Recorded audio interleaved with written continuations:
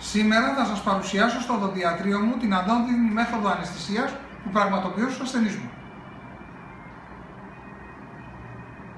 Λοιπόν, ξεκινάμε με μια προαναισθητικό υγρό, το οποίο περιχύουμε πάνω στο βλενογόνο.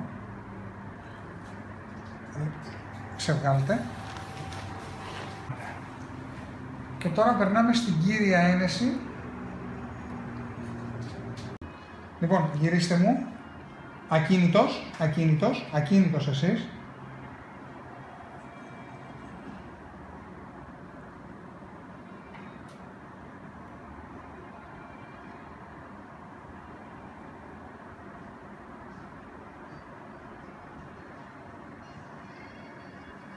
Αυτό ήτανε. Ξεβγάλτε μου.